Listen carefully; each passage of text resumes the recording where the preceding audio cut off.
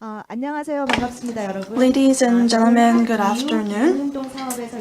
My name is Sun Bong-hee. I'm a staff at the Korea-EU Climate Action. First of all, I would like to thank everyone for joining our webinar co-hosted by Korea-EU Climate Action and the Energy Transition Forum. Before we begin the webinar, I have a few announcements to make. First of all, you may download the presentations for today's webinar. There is a download link for the presentations, so if you click that link, you will be able to download the slides both in Korean and in English. And if you have any questions to our presenters, there's also a box where you can indicate your question and submit it to the presenters. So if you send us the questions, we'll collect them and make sure to answer them at the end of the webinar. And after the event is over, we'd like you to please fill out the feedback sheet. You'll also be able to access it through the link at the bottom. And the video of today's webinar will be posted on the website of Korea-EU Climate Action and Energy Transition Forum. So if you would like to take a look at it again, or if you're interested in any upcoming events pursued by our business teams, we'd appreciate it if you would visit our websites. So with that, allow me to officially announce the opening of today's webinar. The weather in Korea is scorching hot these days, and this highlights the imminence of climate change. And so the Green Deal has become an initiative to combat both climate change and the coronavirus. The Korean government also announced the government policies and its Korean-style New Deal initiative, which is comprised of the Digital New Deal and the Green New Deal. At today's webinar, we will be looking into the core details of Europe Green Deal and think about which lessons we can learn from Europe's Green Deal to reflect it into Korea's initiative. We are sure that we will be able to learn many lessons from the experience of the European Union and that it will help significantly as we try to set out concrete plans for Korea's Green Deal. Allow me to elaborate on today's program. We will hear from the opening remarks, and this would be followed by two presentations by our directors from the European Commission. These presentations will touch on the core details and the policies of Europe's Green Deal. This will be followed by our presentations by Korean experts who would be touching on the expected effects of Korea's Green Deal, and when every presentation is over, we'll have a Q&A session. So as our first speaker, my understanding is that all our participants are gathered online. Allow me to introduce Ambassador Mikhail Reiter from the EU delegation to Korea. 지금 여기 마지막 인사말을 해주실 에너지 전환 포럼의 공동 대표님이 현장에 나와 계시거든요. 그래서 홍정호 대표님이 공동 대표님이 인사 말씀을 먼저 듣고 기술적인 문제가 해결이 되면 다른 분들에게로 넘기도록 하겠습니다. 그럼 홍정호 대표님 인사 말씀 부탁드리겠습니다. 예, 안녕하세요. 서울대학교 홍정호입니다. 이 COVID-19이 가져오는 이 거대한 글로벌한 불확실성이 오늘 이 자리에서도 기술적 어려움으로 드러나고 있네요. 빨리 좀 이 문제가 해결이 돼서 우리 인사 말씀을 다 들을 수 있으면 좋겠습니다. 2009년도에 UNEP, 즉 UN 환경 계획에서 글로벌 그린 뉴딜 보고서가 출간이 됩니다. Global New Deal, Green New Deal report has been newly released, and this touched on the global financial crisis and 경기 침체, the global economic recession, climate change, 나아가 사회적 불평등, the crisis of the ecosystem, biodiversity, and so forth. And in order to combat all of these challenges, we need a global green investment and green policy. So the report argued. And now 10 years have passed, and we are now facing a crisis named COVID-19, this pandemic, and the climate change has aggravated, and we are now referring this as a climate emergency, and the biodiversity crisis is also aggravated because this pandemic has illustrated the fact that such degradation of biodiversity was actually brought on by human activities. And at this point, we believe that the Green New Deal is more important than ever. There is a desperate need to implement the so-called Green New Deal. I hope that taking this opportunity, we will be able to learn more about the European Green New Deal. And I've heard that the IMF announced just yesterday that for all EU countries, the GDP would drop 10.2% this year. This shows that now adopting a Green New Deal is not a matter of choice, it's now a must for us to both recover our economy and to fight climate change. And Korea is no exception. So IMF projected a minus 2.1% growth for Korea as well. So I do believe that Korea will have many lessons to learn from today's event. We have here renowned experts in the Green New Deal area to share their insights with us. So I'm sure that through today's session, we will be able to learn more about Europe's vision and think about how we can learn from that and reflect that to create Korea's unique Green Deal policy. 2 hours can be a very short time, but I hope we could have a constructive discussion today and a very dynamic Q&A session so that we will be able to take away many insights. Thank you. 감사합니다, 홍정호 대표님. Thank you, Mr. 이것도 Hong. 사실 코로나 사태가 만들어낸 So yes, this too is another scene that has become quite frequent because of COVID-19. It's our first time doing an online webinar, so we apologize and ask for your understanding for all of these technical glitches. Next, we will hear from Ambassador Mikhail Reiterer from his opening remarks. So, Ambassador, are you ready? Well, I'm ready for quite some time. 네, 이미 오래전부터 준비를 하고 있었습니다. 이제 준비됐습니다. 다시 한번 한 EU 기후행동 웨비나에 참석해 주신 여러분들 환영합니다. 지금 서울은 오후 시간입니다.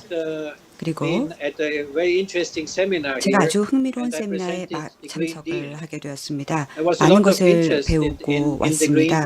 최근 들어서 그린딜에 대한 상당히 많은 관심이 있습니다. 그 이유는 한국 정부도 나름대로 한국판 새로운 그린 뉴딜을 발표했기 때문입니다. 물론 유럽에서 발표했던 그린딜의 영감을 받은 점도 있습니다.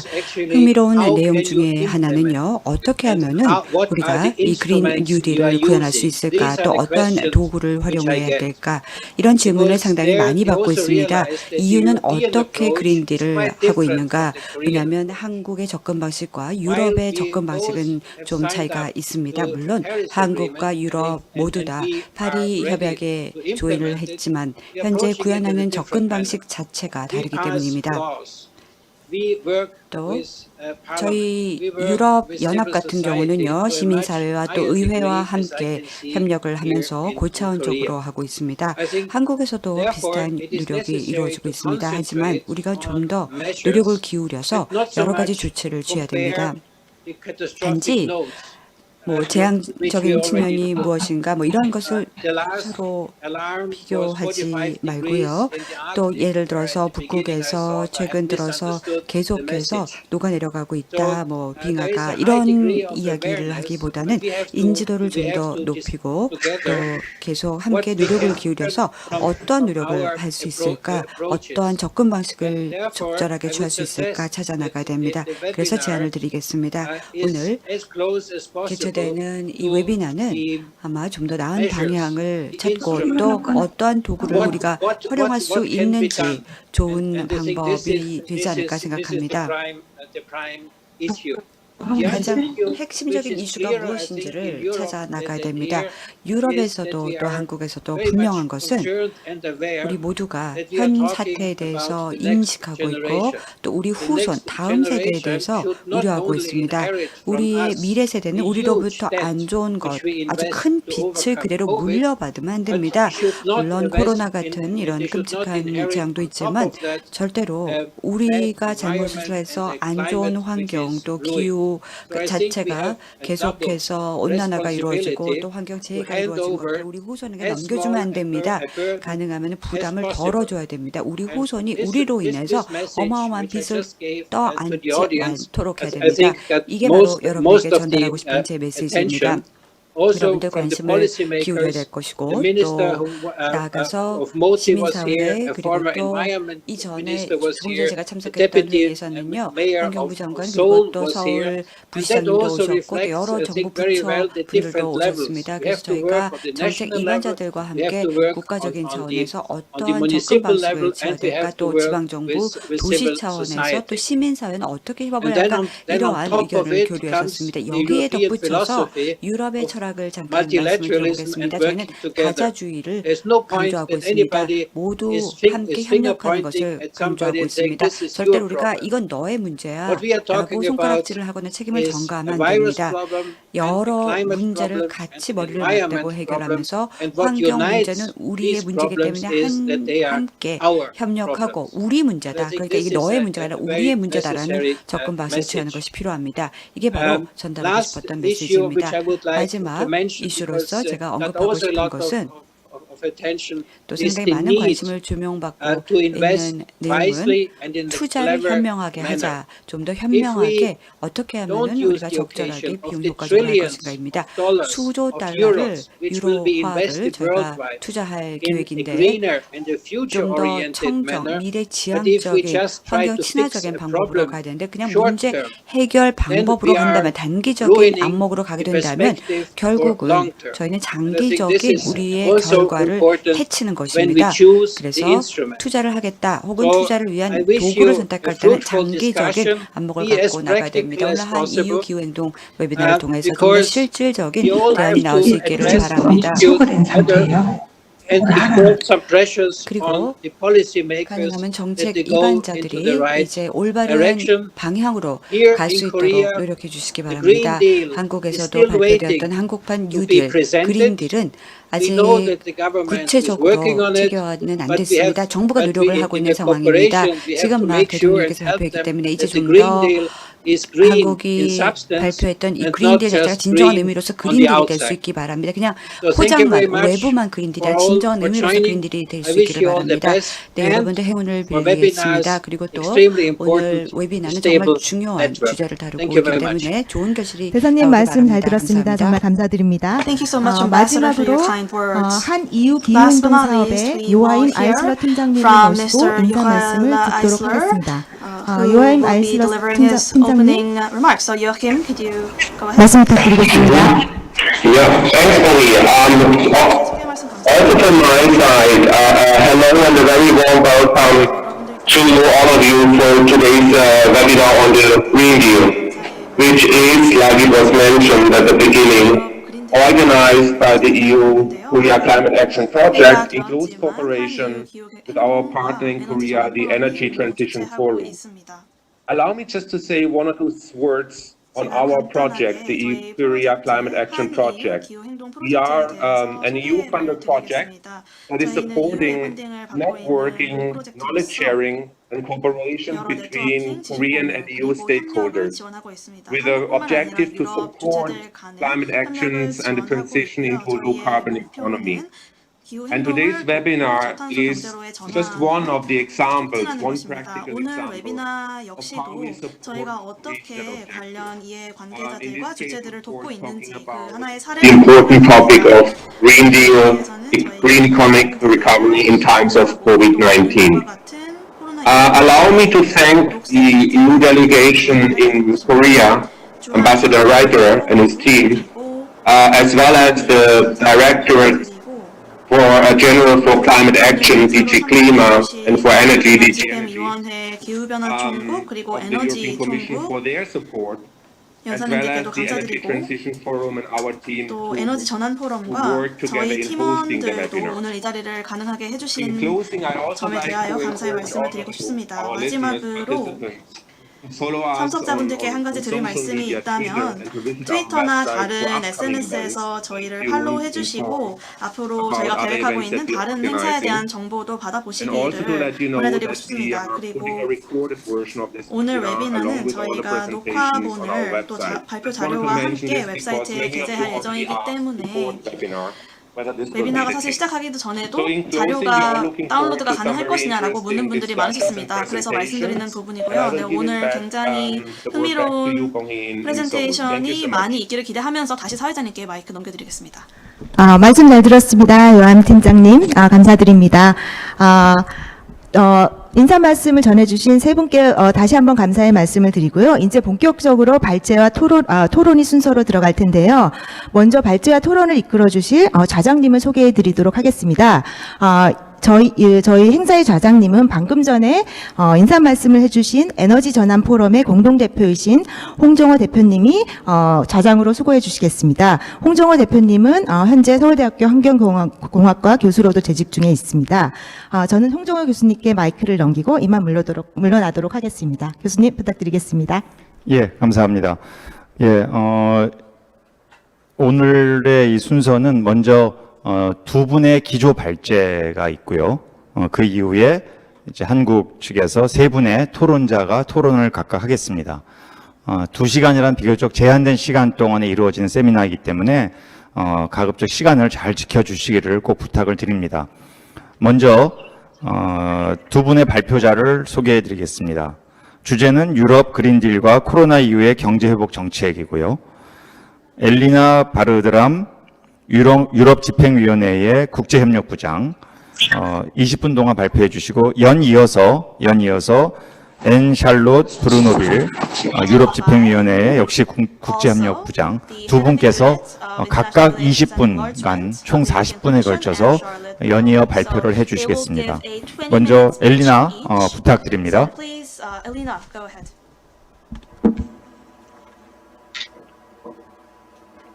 Thank you very much, and I hope you can see the slides that we have prepared for this session. It's a bit of a for us as well. So I'm very pleased to be with you this afternoon in Seoul, and I think it's very clear to us from the EU side that there is a lot of scope for continued and reinforced cooperation.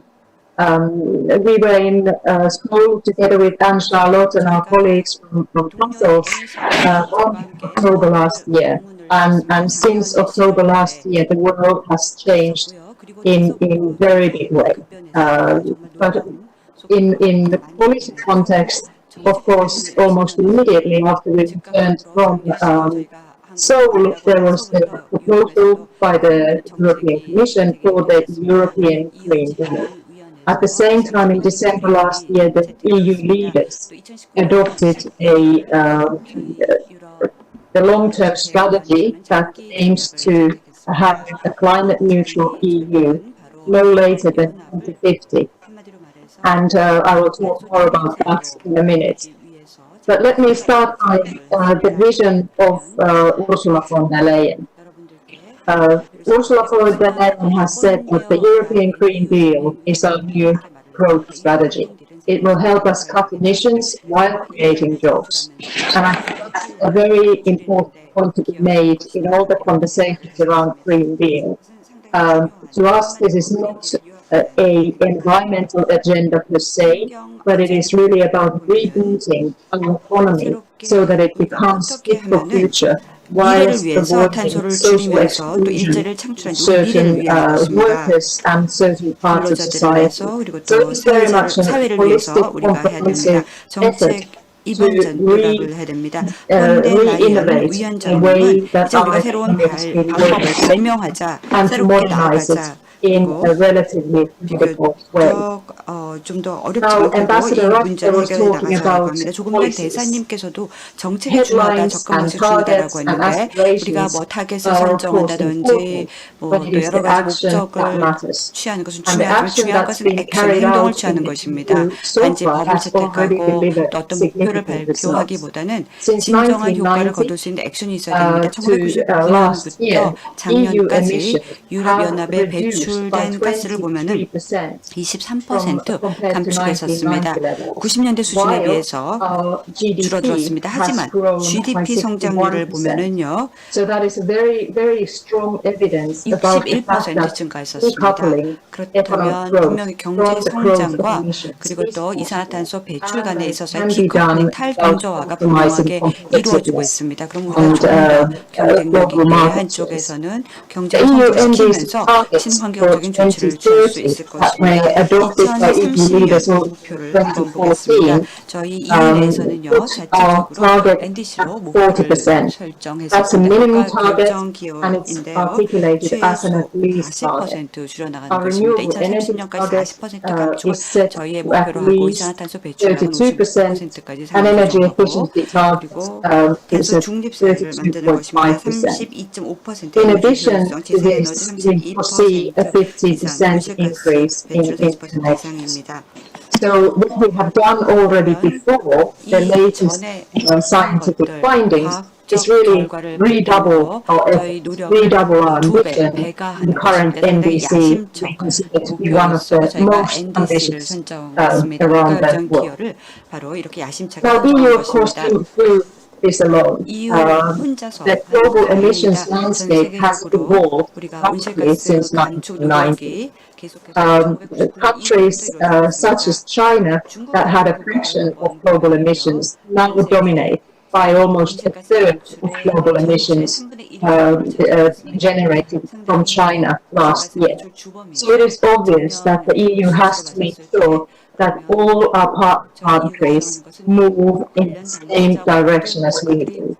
Because we cannot also create an island of excellence that would somehow make our action desynchronized from the rest of the world. And this is why Ursula von der Leyen has been quite clear in indicating that should our partner countries' action and ambition not match what has been agreed in the Paris Agreement, then we will have to look at alternative policies such as border measures for carbon tax for imports, because we cannot risk the European energy-intensive industry moving or relocating to countries of lesser standards, because that would generate a net increase in the global emissions. And paradoxically, the EU measure would actually not work to the good of the global climate emissions reduction target. The Green Deal vision is, as I said, the new growth strategy. It really aims to lead into an ecological transition towards a resource-efficient while a competitive economy, where the emissions of greenhouse gases in 2050 would be at a zero. That does not mean that we would not have some greenhouse gases coming in, but it would mean that the remaining gases, for instance, from agriculture sector, would be taken off from the atmosphere by the effective use of carbon sinks, carbon capture and storage, and bioenergy solutions. The Green Deal is really about creating jobs and boosting innovation. And there is going to be a huge challenge for the society's mentality in making sure that the new assertiveness and ambition as regards climate is taken up and carried forward. What is very positive is that 93% of the EU population thinks that climate change is a serious problem and that more action needs to be taken. The Green Deal has now propelled the transformation to climate compatible and sustainable development and economy to the epicenter of the European project. So there is no policy area that is untouched by the Green Deal. It is an integral part of our strategy to implement the Paris Agreement and the 2030 Agenda and its sustainable development goals, but it is also about policies and measures for transportation, for industry, for investment, for agriculture. So it really does entail action by all segments and all parts of society and business world. Green Deal has at its heart the transition to climate neutrality. Already in Ursula von der Leyen's political orientations last summer, she said that she would like to propose that the EU increases its 2030 target from the at least 40% to between 50 or even 55% reductions compared to 1990. And that's quite a heroic undertaking. But it would mean that the progression towards the 2050 target would become more attainable, because we would not leave everything towards the very end of that time frame. Supplying clean, affordable, and secure energy remains essential for the EU economy. But we do believe that there is a lot that can be done through different decisive actions in sectors such as buildings and enhancing uptake of renewables. As I mentioned, this vision of the Green Deal is also our new industrial strategy.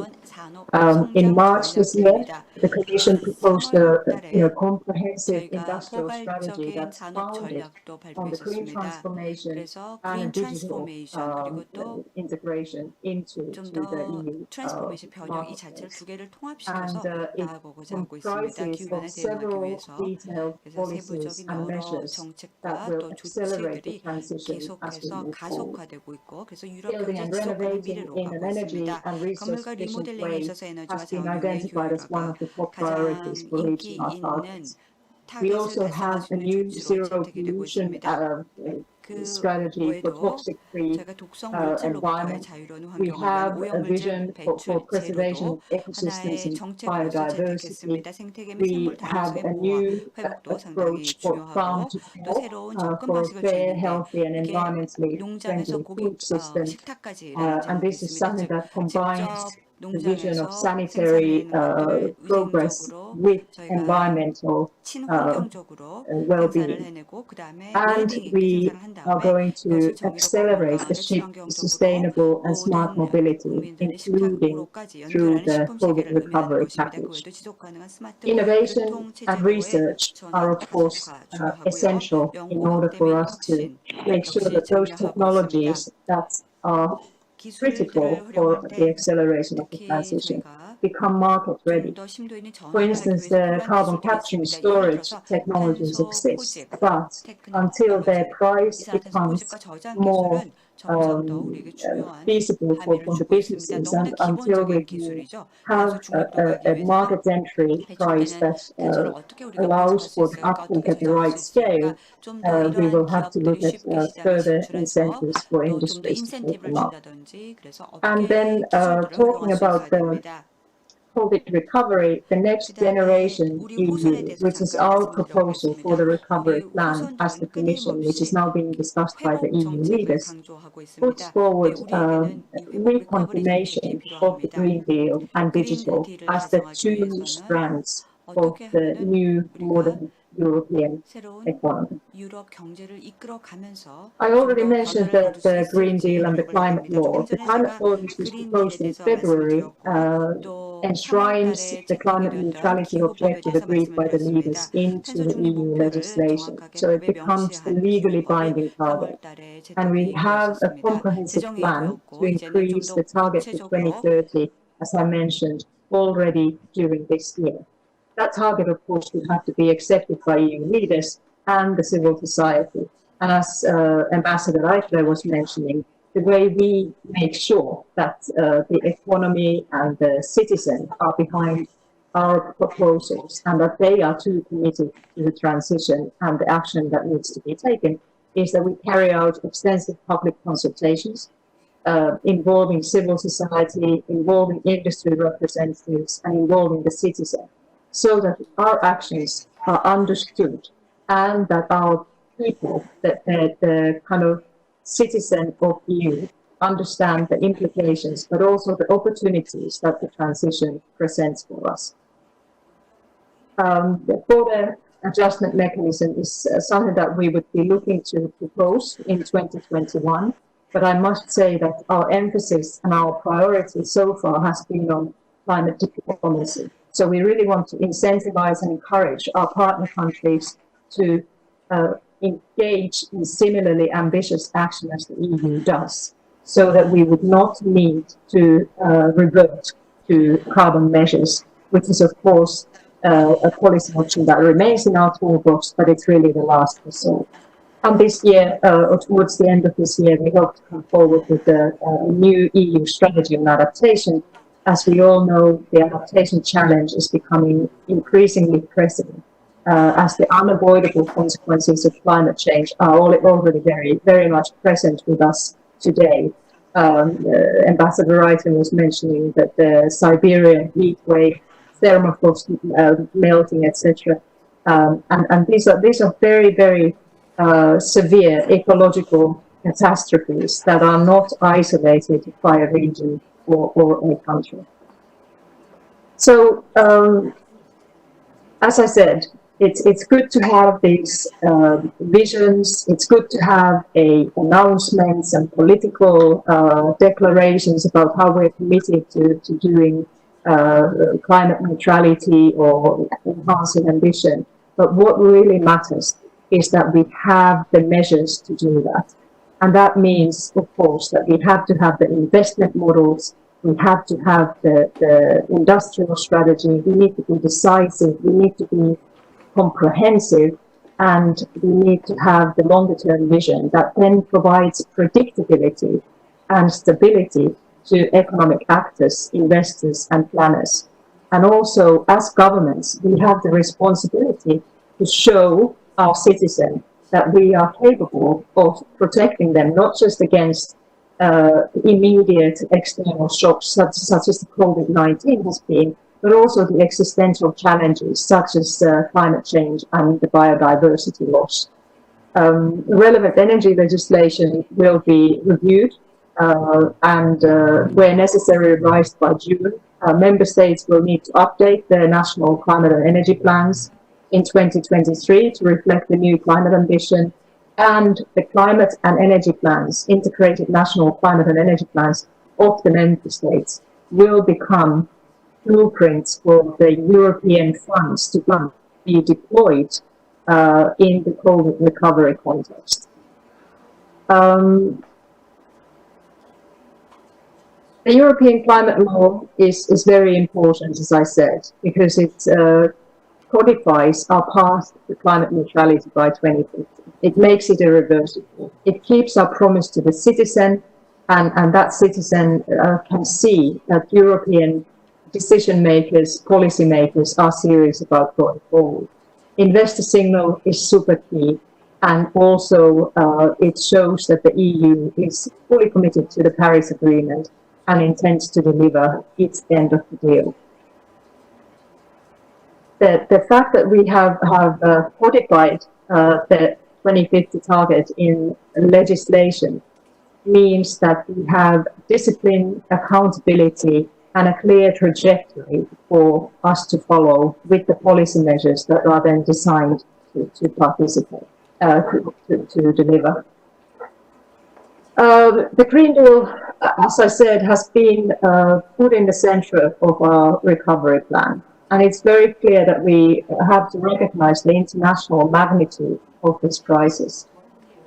We estimate that over the next 2 years, governments will seek to spend more than 10 trillion euros. Effectively, this is borrowed from the next generation. And that's why our new recovery plan is called Next Generation EU. We're not spending this money for ourselves, but for our children. And that gives us a moral imperative to spend that money wisely in a way that does no harm. Our green economic recovery agenda is not driven by ideology, but by scientific evidence and economic logic.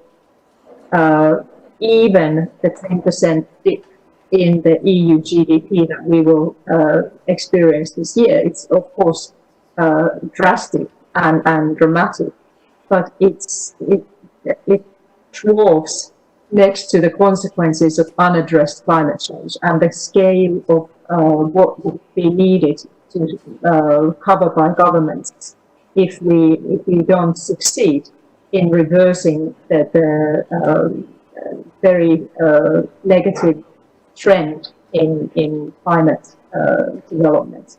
We must do no harm during the recovery. We need to make sure that we promote a transition that's sustainable and socially just, and that resilience and climate risks are considered as part of the recovery plans. Our green recovery model, the Green Deal, we consider it a blueprint for moving forward. We have the policies, measures, the policy drivers, if you like, to move to sustainable finance and to pursue a digital transformation and data strategy that in part also help the green transition. I will stop here for a moment and hand over to Anne-Charlotte, my colleague, but I will come back in some minutes to say a few words about the sustainable finance. Anne-Charlotte, over to you, please. So there seems to be a connection issue. So would you, Elina, elaborate further on? Carry on. Would you like me to carry on with the slides? I can cover this part. So this part of the slides is really to talk about the energy and the central role that energy sector has in delivering climate targets.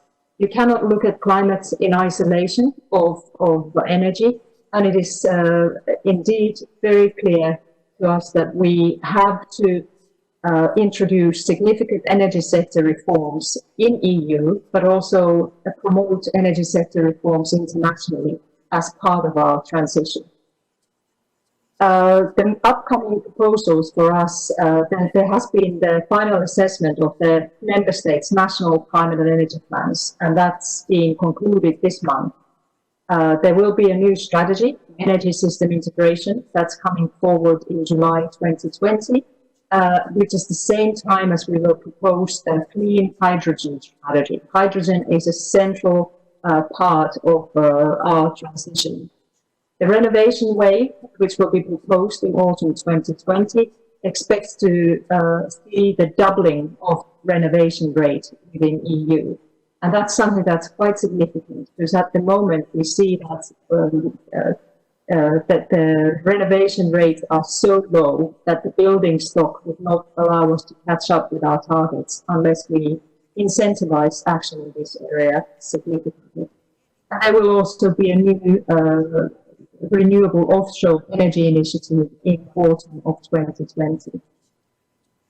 The whole idea for the energy sector transformation is to design a set of deeply transformative policies that provide the necessary incentives and that provide the necessary technologies for the EU's accelerated transition.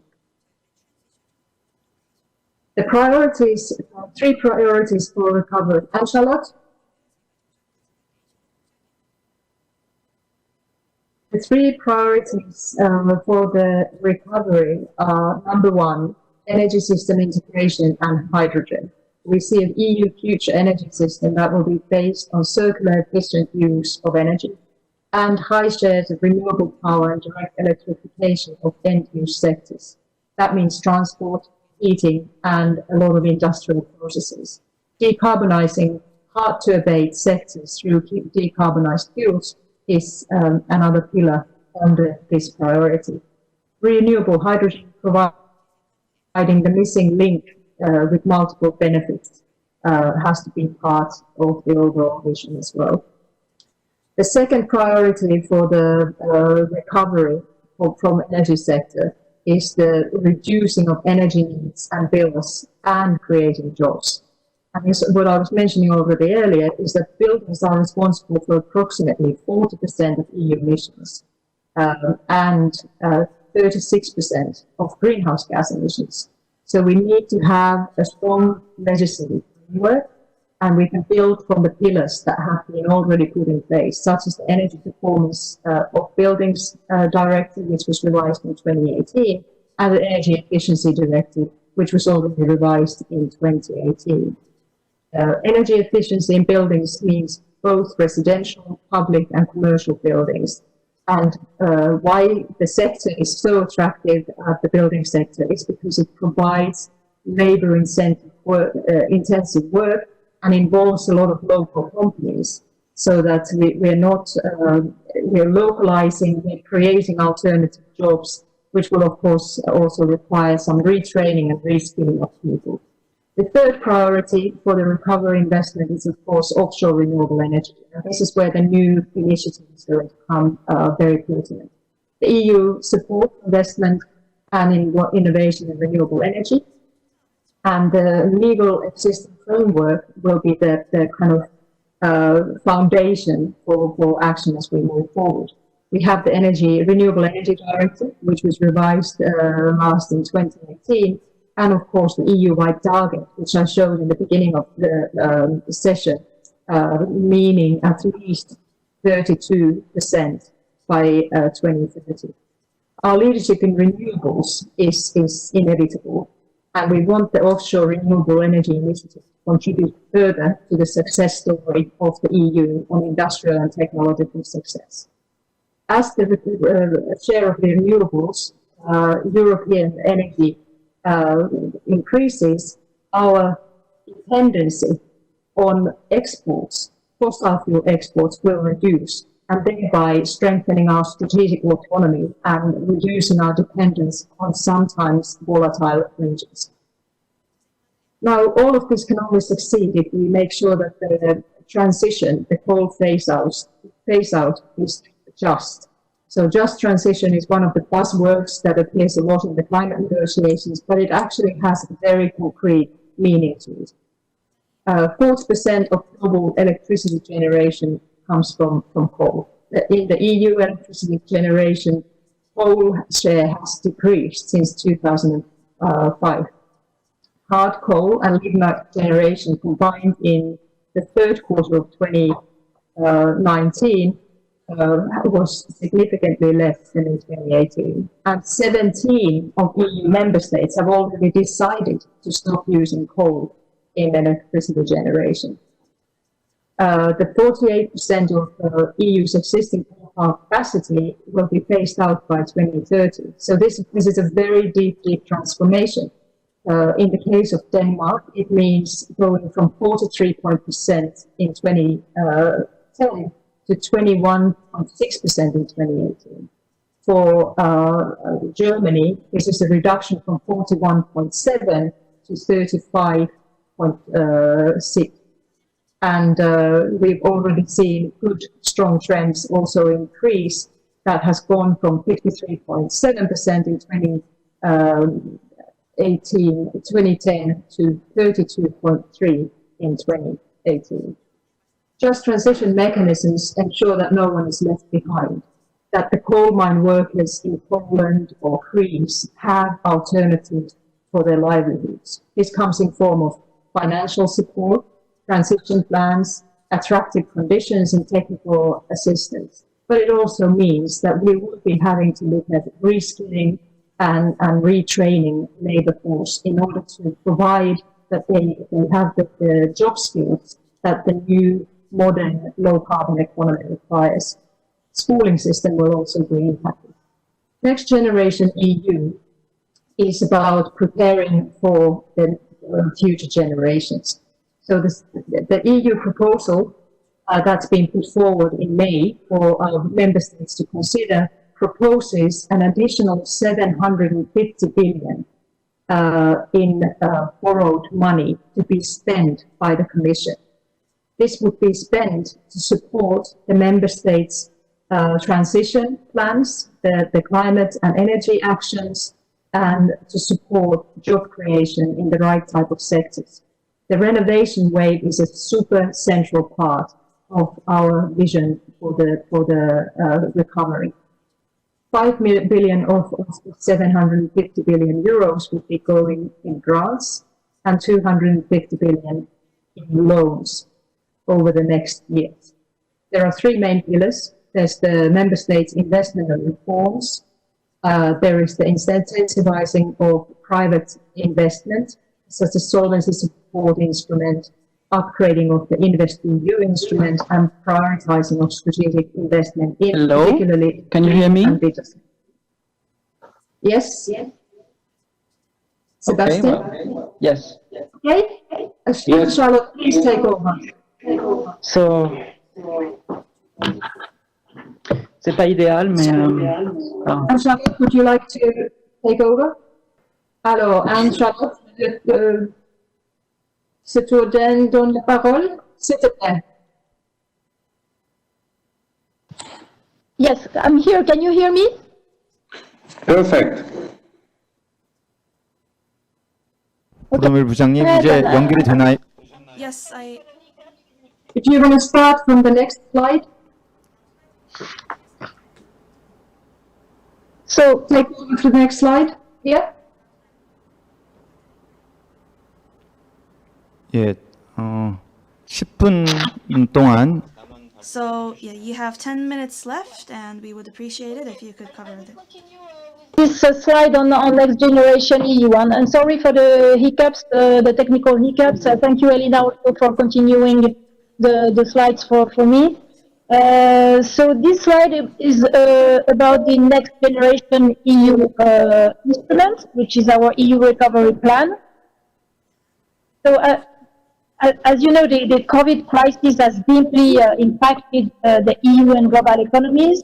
As Elina said, as the ambassador also said earlier, in 2020, the EU GDP is expected to drop by 7.4%, with unemployment rising to 9%, and a shortfall in investment expected to amount to almost 6% of EU GDP. And as was already said also by Elina, the clean energy transition can boost GDP and job creation. It's a unique opportunity to modernize our energy systems and to boost GDP and jobs. But to ensure an effective EU response to the crisis and to ensure also a green recovery, the European Commission has proposed the next generation EU plan. So this plan will provide 750 billion euros in grants and loans, and also a targeted reinforcement to the EU budget. And overall, it will bring the total of the EU budget to 1.85 trillion until 2027. So it goes alongside the safety net of 540 billion euros in loans which were already agreed, and in total, this will bring our recovery effort in the EU to a total of 2.4 trillion, which is unprecedented. The instrument, Next Generation EU, is based on three pillars that you can see on the screen. So there is a pillar which is about support to member states for investment and reforms. The second pillar is about incentivizing private investment. And here the aim is to support companies to go through the crisis. Also to support investment by providing an EU budget guarantee to promote investments and support strategic investment facilities. And the third pillar is about lessons learned from the crisis, and it's about building EU resilience through an EU health program and supporting third countries to recover from the crisis. So next slide, please. C'est bon.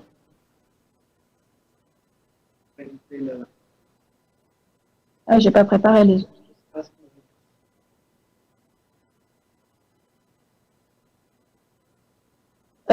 So in this table, you can see the different instruments of Next Generation EU under the 3 pillars.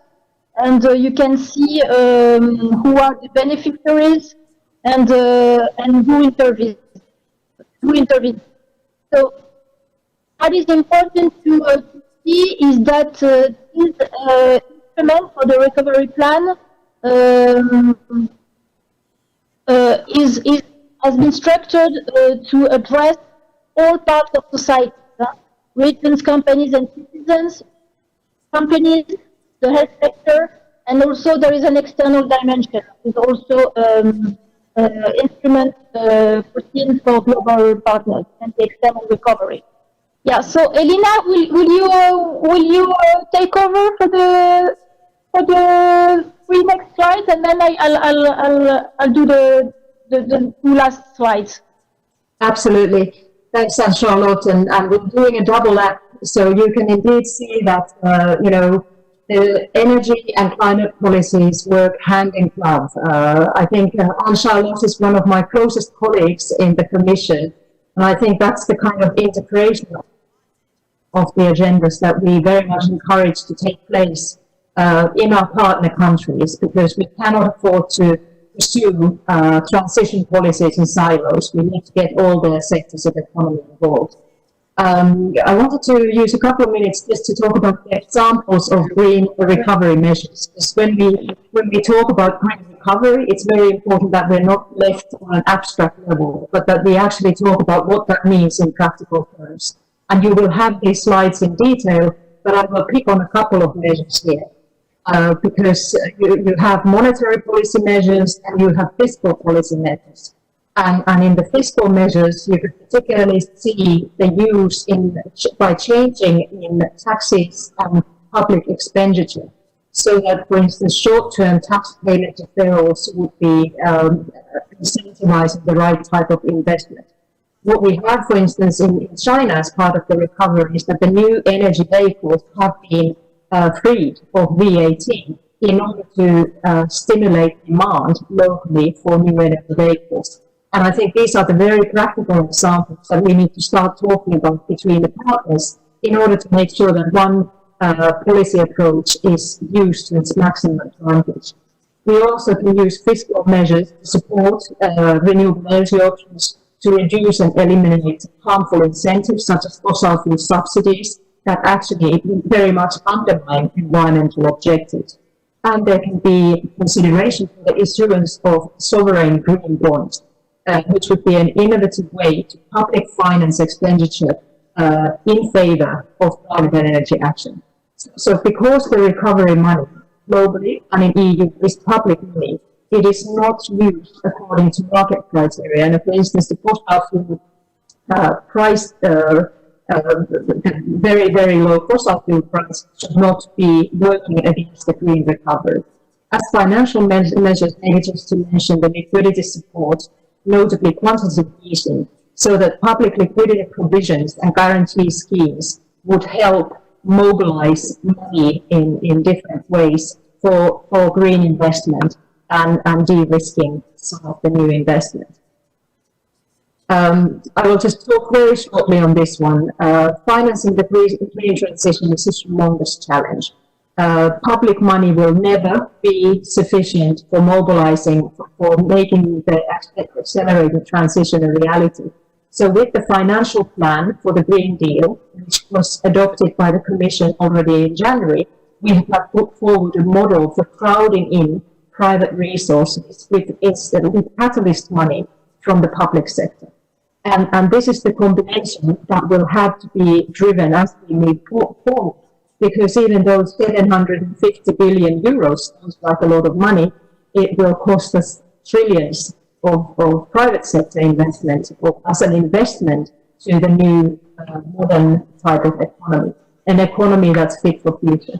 And as part of this effort, we have of course put forward this sustainable investment plan, sustainable finance plan that includes taxonomy and a different standardization that defines green investment, and an international platform on sustainable finance, where we have already gotten involvement and engagement from public authorities in important countries such as Chile, China, India, Kenya, and Morocco, whose private sector investors have expressed strong interest to making sure that green instruments and green investment is not just lip service or greenwashing, but that there is a solid foundation behind it.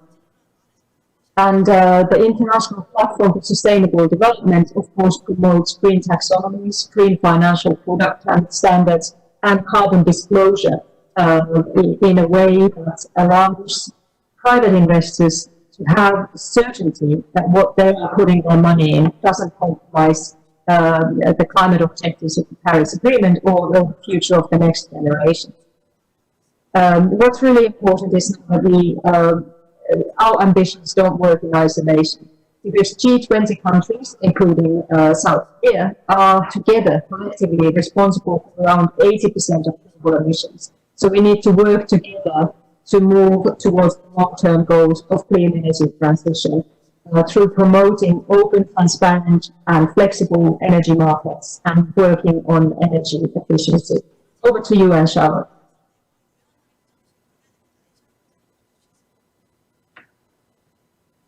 Anne-Charlotte? I'm back. So, yes, can you hear me? 네, 들립니다. Yes, we can. Okay. Okay, so of course the green recovery is a global project, and as the recovery advances in the next 6 to 18 months, the EU will redouble its efforts to promote a green recovery in the multilateral context, in particular the G7 and G20.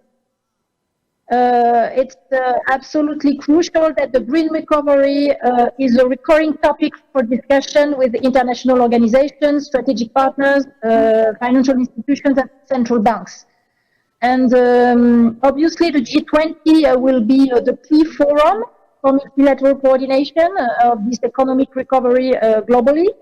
And this is necessary to maximize the effectiveness of respective recovery plans. So it is a priority that the G20 members show leadership in achieving our common goals. And at the G20 Energy Ministerial meeting in September, the G20 must send a strong signal of support to the long-term goal of the clean energy transition and objectives of the Paris Agreement. And it is important that G20 members agree that sustainability is key designing a stimulus package. So in this context, we in the EU are keen on holding bilateral consultations with Korea ahead of the COP26 in Glasgow, but also ahead of the G20 meeting in September and ahead of other international events like the P40 summit next year, to explore commonalities of approach to the proposals on the table. And the first event coming ahead of us is, as I said, the G20 Energy Ministerial meeting in September. So next slide, please.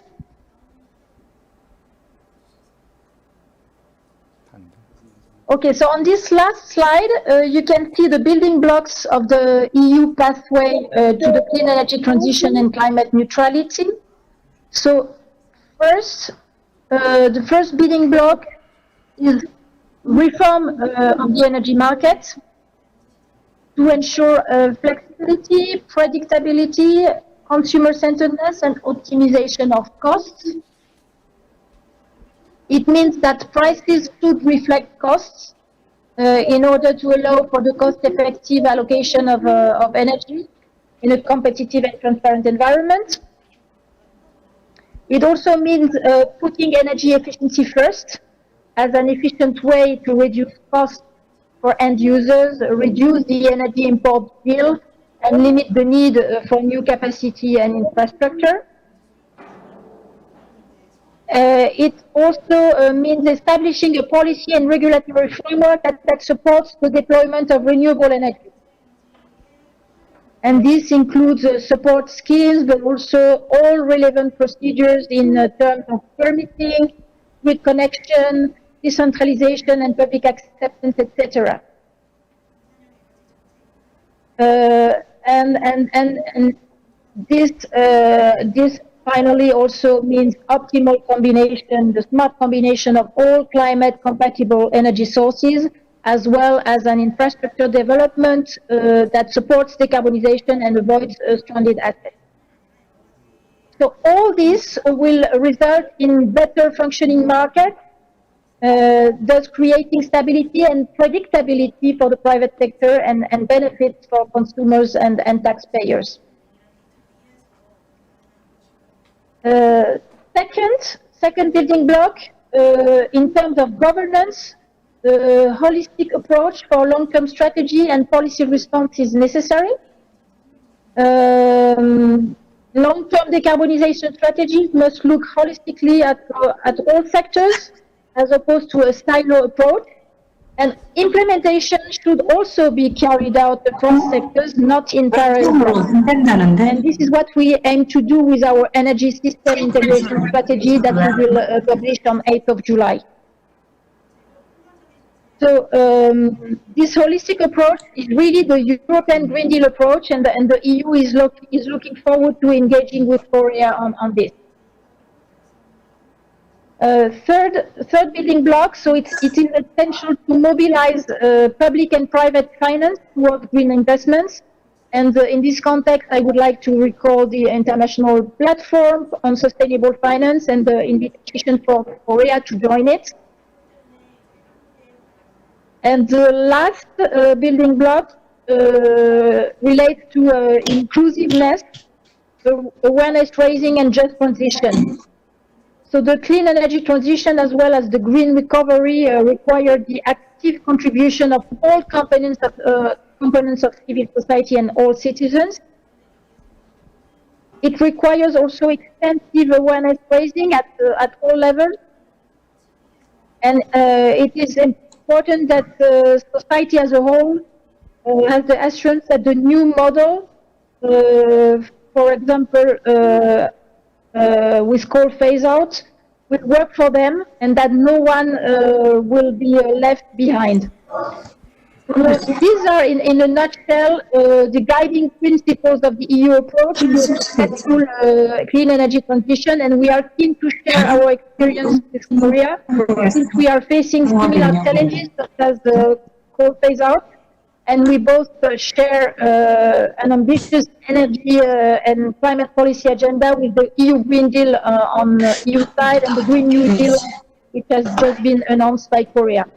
So these common challenges and common ambition provide really a solid basis for enhanced climate and energy cooperation between us, both at bilateral level and in the multilateral context. And maybe we could briefly come back to the slides on coal phase out, because I think it's a major common challenge that we face, and I'd like to elaborate a bit further.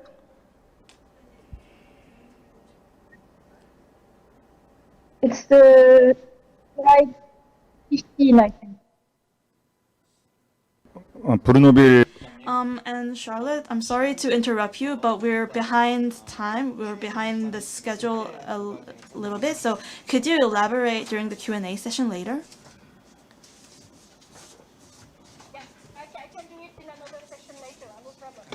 그래요. 예. 예, 고맙습니다.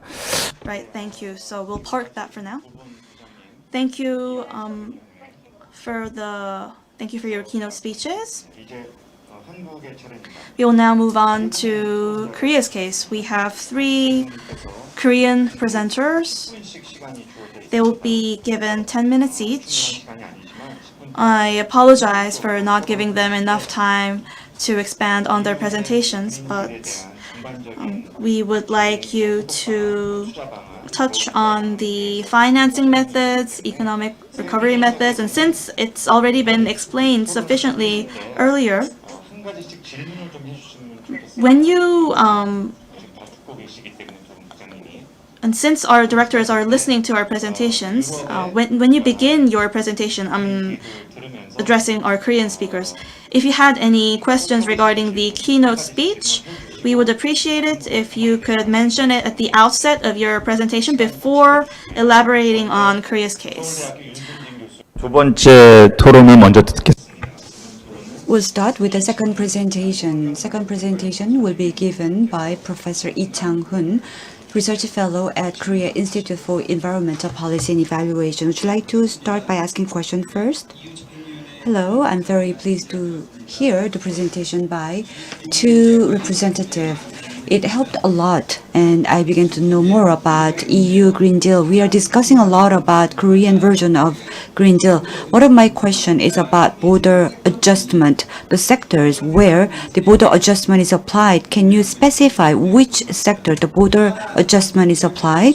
Second question is about, we talk a lot about New Deal, but instead of using the word New Green Deal, you use the terminology of Green Deal. Why? Why didn't you use new between the European and green? Let me begin my presentation. The title of my presentation is Issues of Korean New Deal. And also I'd like to discuss about the expectations regarding the Korean Green New Deal. First of all, Green New Deal, there is a wide awareness gap. So-called Korean version of New Deal or the Green New Deal before the occurrence of COVID-19, there is a difference in awareness between those who knew Green New Deal and those who didn't. Let me rephrase it and divide them into Group A and Group B. In case of Group A belongs to people who knew Green New Deal. They are usually few environmental experts, politicians, and activities. The concept that they understand about Green New Deal is about the EU Green Deal or US Democratic Party Green New Deal. So it's mostly targeting the structural change, carbon neutral goal, institutional reform, plus massive financial investment. As a result of Green New, Group A understands that the Democratic Green New Deal that was made during the general election or by a small number of the politicians is what they understand. Contrary, Group B belongs to people who didn't know about Green New Deal. Mostly they are politicians, civil servants, or ordinary citizens. And they regard Green New Deal as a large-scale financial investment for economic recovery. So focusing on mostly economic recovery purpose or environment, energy sector, financial investment. As a result of that, Korean New Deal that was announced in May 2020 made by the Korean government officials. Because of these awareness gap or differences, criticisms are made by Group A as well as Group B. Criticism that comes from Group A is as follows. First, Green New Deal in Korea has no long-term vision and it has only individual projects and there are no systematic reform tasks, only financial investment projects. In case of Group B, there is a criticisms about the Democratic Party's Green New Deal pledge, and also there was not enough social discussions or consensus, and also 2050 carbon neutral is a difficult target for Korea. So there is a heated discussions going on between the Group A and Group B, and I believe that having discussion between these two groups, we can come up with the final conclusions. Now, regarding the Korean Green New Deal schedules, first of all, the government's comprehensive plan for the Korean versions of the New Deal will be announced in July, and I'm sure the Korean New Deal will be more systemized one, including the Green New Deal, and there will be a flagship projects, eco-friendly and large-scale investment projects that contribute to the economic recovery. Second, in the half of this year, the National Assembly will discuss on the enactment of the Green New Deal Basic Act. In the second half of this year, they will discuss about the long-term visions and goals, including carbon neutrality point. A lot of efforts are made, but all the contents will be included in the government's comprehensive plan for the Korean version of the Green New Deal to be announced in July. Let me touch upon the issues. So, first of all, regarding climate and power generation, our The issue is whether we can specify the deadline for going carbon neutral and also the upward adjustment for the NDC for 2030. The EU Green Deal has included details on this, but can Korea really upgrade its NDC or not by 2030? That's a critical issue. And the major tool that we're trying to leverage is the ETS system, and the legal threshold currently specified is 10%, and we're not really sure whether if something above this would be achievable. So this is a contested topic that is being discussed right now. And for power generation, the goal is 20% for 2030 and 30 to 35% of renewable energy by 2040. Can we really go further than that? I'm not really sure. And can we implement large-scale renewable energy development projects? The renewable energy market in Korea is basically monopolized by one player. Can we liberalize this and privatize this? In order to do that, we have to implement a lot of institutions and policies. Would that be possible? And also regarding coal phase-out, can we include a detailed roadmap on coal phase-out in our plan? There are ongoing discussions about this. And regarding buildings and transportation, as was mentioned earlier in other speeches, remodeling and renovation is a very labor-intensive business which could create a lot of jobs. But the scope of remodeling and renovation proposed in Korea is very much restricted because it only includes LEDs or windows or doors. I think we need to expand this to include heat insulation, ventilation, and other elements as well, to make sure that it's more broader in scope. And I do believe that not only should we renovate existing buildings, but we should also adjust and reform the regulations for new housing and new buildings. And we should also impose some legal obligations on private players and public institutions to make sure that they are compliant with these regulations. Regarding transportation, we are currently providing subsidies to electric cars. And of course, during the recovery phase, we have to retain these measures, but till when should we provide these subsidies? And from which point should we lift them? There are questions as to this. And also hydrogen cars, we're trying to deploy many hydrogen cars as possible, but still there are questions as to its efficiency that still remain. Moving on to ecology and industry. As we experienced this pandemic, many people felt this urge for an open space and parks. So there is a lot of talk about arranging a park in a city, and although it's a project that requires several trillions of won as a budget, people are trying to support this plan. And we are thinking about restoring biodiversity and ecosystems that have been degraded, such as streams. And regarding industry, there's the issue of tax reform regarding ecosystem. And I think the taxonomy issue was recently raised, and the Korean government has actually begun to cleanse and try to refine its Korean taxonomy. And regarding region and residential issues, the just transition was just mentioned earlier. And we need to craft policies to support coal towns or local economies that are heavily dependent on nuclear power generation. Korea is a very much centralized company, so there are questions as to whether the municipalities and local governments, do they really have sufficient capacity to drive these projects? And there's also the issue of budgeting. My slides, I submitted this to earlier, so I didn't include a couple slides at the end, and I have the upgraded version with me. So there are discussions and talk about the socio-economic effect of Green New Deal. And there are some areas that we have not yet aligned on and agreed upon when it comes to the detailed steps. So many stakeholders are trying to brief the government on the performance and efficiencies of these policies. Our goal is to invest around 13 trillion won into this new deal by 2030 to create new jobs. And can you go to the next slide, please? And regarding renewable energy, the government announced 2 years back the Renewable Energy 3020 plan. It stated in that plan that it would generate 20% of the power through renewable energy, and that this would lead to job creation for about 100,000 people. And recently, an institution named Energy Technology Evaluation Institute has proposed a unique plan for the K-Green New Deal. They suggested investing 100 trillion won of government budget by 2030 and 200 trillion won of private investment to create employment worth around 1 million. So I just briefly touched on the crucial elements of the Korean New Deal and the expected effects. Thank you.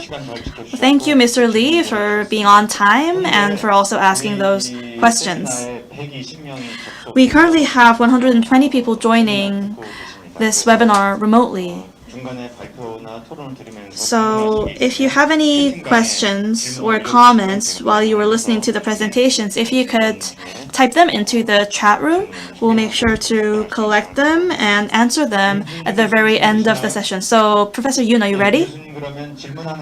If you're ready, Professor Yoon, please ask a question first and then move on to your presentation, which should be 10 minutes long. Hello, everyone. I am Sun-jin Yoon from Graduate School of Environmental Studies, Seoul National University. I'm a professor. I'm currently at Nowon-gu 50 House. The reason why I'm here is because I'm also working as the chairman of the Culture Environment Committee, and Deputy Prime Minister has visited our foundation because we wanted to discuss about K-Green New Deal, especially like the remodeling and retrofitting of the buildings, and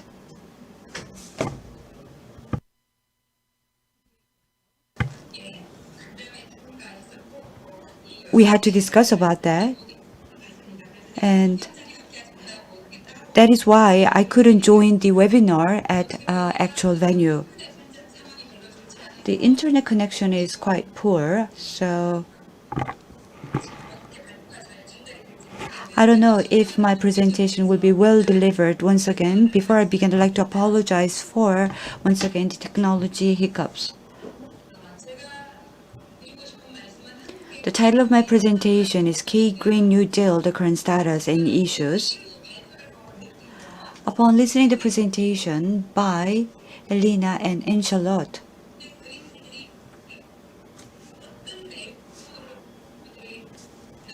I was able to learn the detail of the EU Green Deal, and I was able to acquire a lot of information, but I was wondering about what kind of process EU has undergone in order to reach and announce European Union Green Deal. Today, through my presentation, I would like to focus on how we came up with the Korean version of New Deal. As you know, May 12, 2020, at the cabinet meeting, President Moon said Green New Deal is the main buzzword and topic, and ordered the joint report of Green New Deal to 4 ministries, including Ministry of Environment, Ministry of Trade, Industry and Energy, Ministry of SMEs and Startups, and the Ministry of Land and Infrastructure and Transport. 1 month later, after a joint written report by the 4 ministries was submitted on May 20, President Moon decided to include Green New Deal in the Korean version of the New Deal. He said that Green New Deal is definitely the way we should go, and also Human New Deal is another important axis. But after President Moon ordered joint report to 4 ministries, and after President Moon announced Green New Deal, ever since that, a lot of Green New Deal related debates were ongoing. it's not only because of the May 12th President Moon's announcement, but well before that we already had a lot of discussions about Green New Deal. One of the reasons is because of the U.S. Democratic Party's Green New Deal, the proposal has given us influence.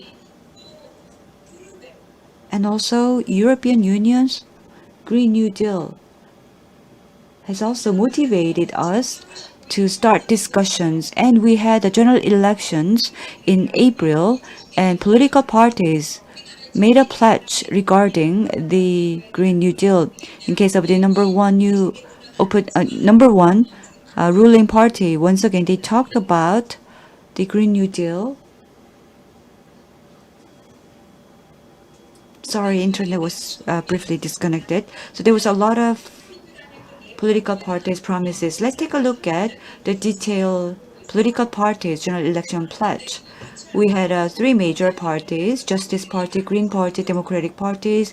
They all talk about the detailed plans. And based on these heated debates going among the political parties, once again, in June the 1st, Green New Deal was released by the government, and this slide shows the sketch of the Green New Deal through the supplementary budget. Once again, total of 31.3 trillion won supplementary budget was proposed, but the National Assembly has not passed the supplementary budget yet, which means that the detailed schedule of the Green New Deal, including Digital New Deal, Green New Deal, and also Human Deal, will be adjusted later on. This slide shows the detailed pictures of the Korean versions of the Green New Deal. Detailed projects needs to be adjusted once again. Sometime in July, once again, the Korean versions of the Green New Deal will be finalized.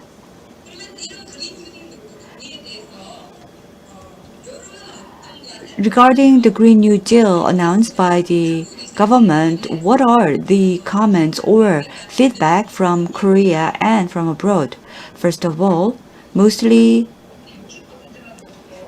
regarding the idea of promoting Green New Deals to boost the economy, 61% showed positive response, while 32% said they are neutral, 7% negative, while regarding National Assembly's Green New Deal legislation, 60% responded positively, while 35% neutrally. And also, there are quite a bit of the neutral response. However, in case of the foreign response, they show a high expectation regarding K Green New Deal. Still, despite that, if you look at the K Green New Deal, there is severe criticisms going on, and also other specific proposals are following. Mostly, they talked about the injustice, and even though we're talking about Green New Deal, but is there really a Green New Deal? Green element is missing.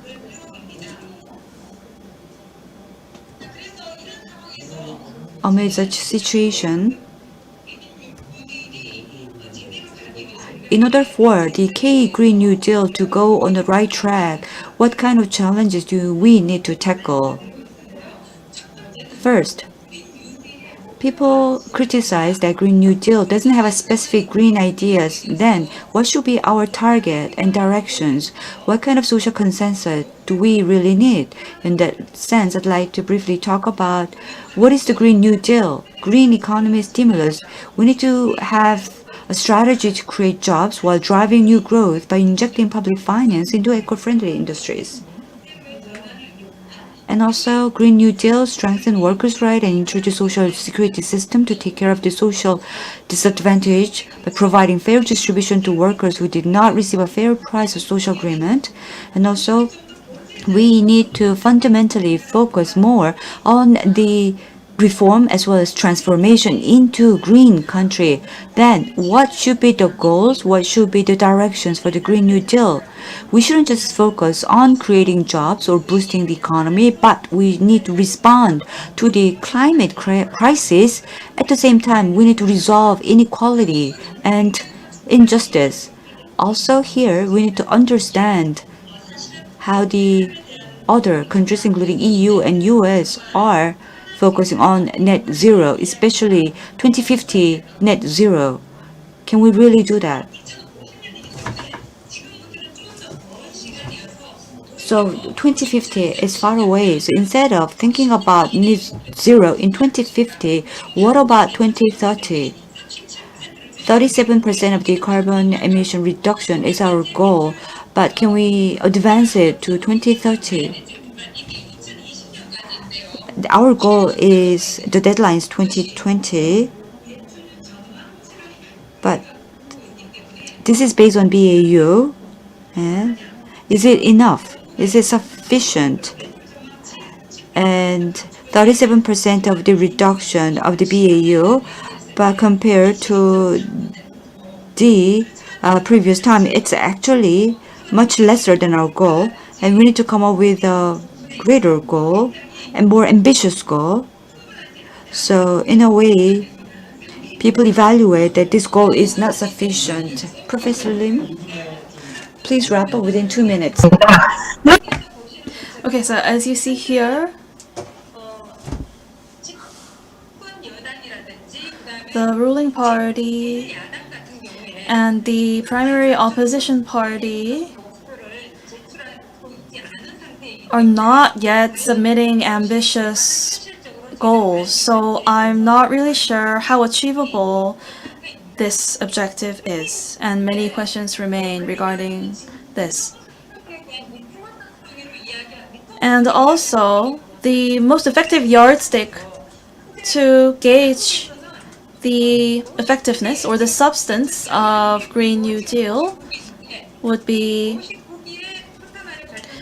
how aggressively we're trying to phase out coal fire plants. We are currently trying to phase out an additional 6 coal fire plants, and we have already closed down many of them. But still, coal takes up a large portion of our exports, and we have not yet come up with plans regarding how to support those who would be disadvantaged by phasing out coal. I think this is the most critical essence of our Green New Deal policy. And next, what would be the primary pillar of Green New Deal? People say that the energy transition is the core of Green New Deal, but I think it has to be more broader in scope. But which policies to include and by how much detail is also an important side. Thirdly, who will participate in this process or discussions regarding Green New Deal? From whom we will be collecting opinions. Right now, the discussion is very much centralized, but we need to make sure that communication and discussion takes place at the municipality level also, and from the grassroots level also. On the 5th of June, which was Environment Day in Korea, 225 local municipalities got together and declared the current status as a climate emergency. So they pointed out the fact that many local governments were not fully prepared regarding the Green New Deal, so they expressed both concerns and anticipation. Last but not least, currently the Green New Deal is comprised of a series of projects, but for us to implement this to an effective extent, I think there needs to be a relevant legal framework and institutions also. So we've already had discussions on the Low Carbon Basic Act and other relevant framework acts related to environment, so we need to think about how we can leverage this. And there are various legal acts and frameworks that we can learn from overseas. So which lessons are we going to learn from them, and how are we going to upwardly adjust our goal? We also have to reassess the appropriateness of our existing goals, but I don't think there has been much discussion regarding this. Another issue is that the EU is discussing carbon tax, energy tax, and so forth, but as was previously mentioned, the energy market in Korea is pretty much predominated by Korea electricity, and so I think we need to think about which details to include in our scope and which segments the Green New Deal should encompass. So, as I said, this initiative is very multifaceted. So, yeah, and my question to the EU was, I would like to know more about the process in the lead up to your announcement of the Green New Deal. So, more than the Green New Deal itself, I'd like to know more about the procedure before what took place before that New Deal policy was announced. So thank you very much for listening. Yes, thank you. And we will now move on to the third presenter, Ms. Yang Won-young, Member of Parliament. 네, 안녕하세요. Hello everyone. Where should I look? Hello everyone.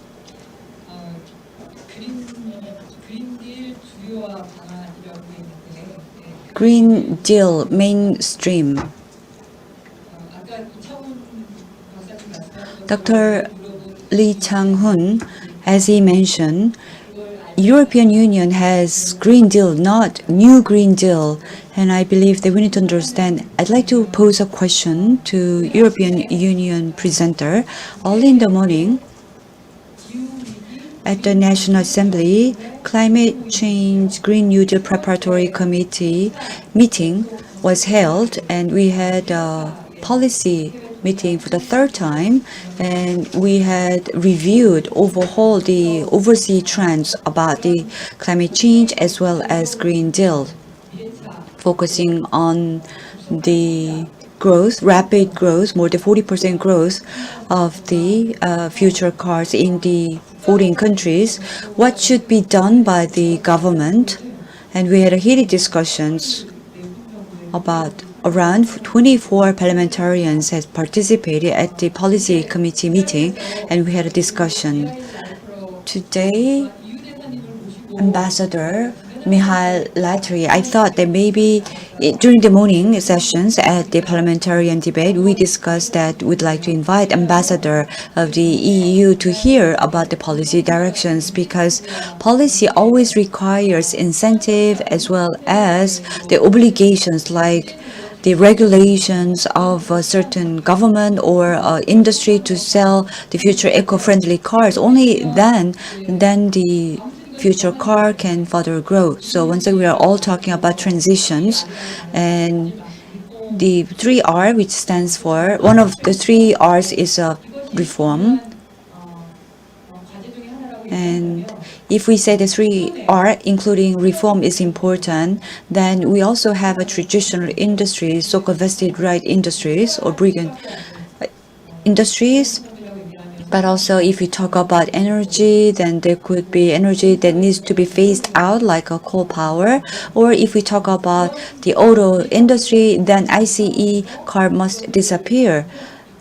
And because of the interest, if we totally transform that, what should be the growth engines? What kind of policies or what kind of landscape can we actually transform?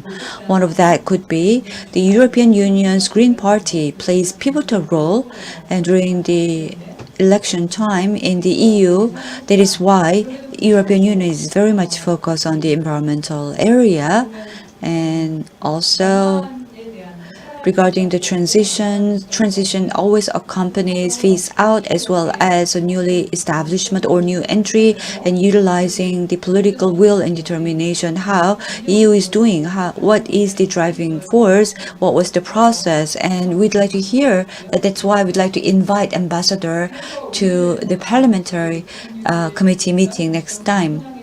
And let me begin the Green Deal mainstream, since I'm supposed to talk about that. Let me begin.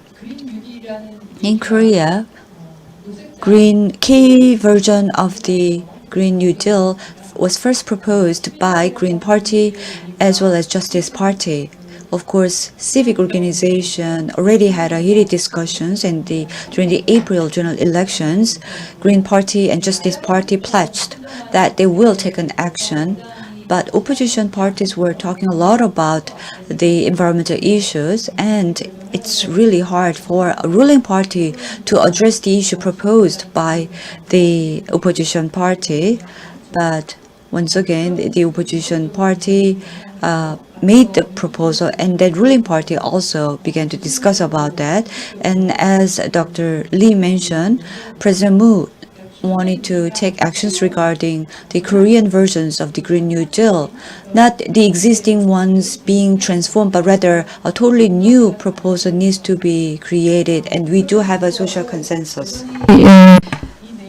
However, notwithstanding all of that, the gist of this plan is to transform all existing industries, so it's definitely a challenge because coal power generation takes up 40% of our power generation, and we still have a number of nuclear power plants, while renewable energy, which should actually be replacing these sources, only takes up only 10%. And we're seeing a significant dissemination of fake news, so people are not that receptive towards renewable energy. So we have to fight this in order to expand the share of renewable energy, increase the use of electric cars, and also try and diminish energy demand and usage. So all of these poses a challenge to us. I do have trust and in the Korean society, as we have successfully fighted this pandemic. I do believe that this is very promising. I'm not saying that there's no frustration. Of course, this is frustrating, but I just want to highlight that there is hope in the Korean society, because if there is a social consensus and an alignment across our people, we have this hope and trust in this new paradigm and in our future. So in order to achieve the just transition, so to speak, we have to make sure that all of the people and the industries are not left behind or marginalized from this change. So we have to pursue inclusive change. That's one challenge that we also have to overcome going forward. In all of the political discussions regarding Green New Deal, there are several important points. Dr. Lee pointed them out. And one key issue is to set which objective and which goal for 2050. The Green New Deal is a new social agreement, basically. Up until now, there were conflicts between different government departments and the issue of acceptance and so forth, and we have not yet achieved that much regarding this segment, but now we have finally aligned on it, and now we have agreed to achieve this green change. But just saying green is not enough. We have to set concrete objectives, and only then we'll be able to turn carbon neutral like the EU by 2050. I do believe this is one of the key agendas that are currently being discussed right now. So in July, the government is preparing to announce a government-wide Green New Deal plan. So one side is arguing that we have to send an aggressive signal to the market, and the other side is a little bit concerned about the backlash that we might be facing if we were too aggressive. So, of course, the progressive parties, such as the Justice Party, is arguing that we have to set a ambitious target, and the other business side is worried about the impact that it might have on our business. So yeah, we have to have these discussions to conclude and come up with a concrete list of objectives. When should we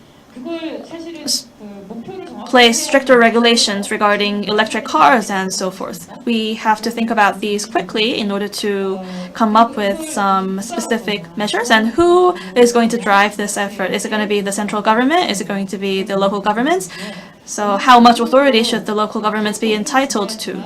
Well, in my opinion, of course, the high-level goals are important, but I think what's important is to know for sure what exactly we should do right now. So Korea has a lot of sunlight, which is good for PV generation, and of course wind.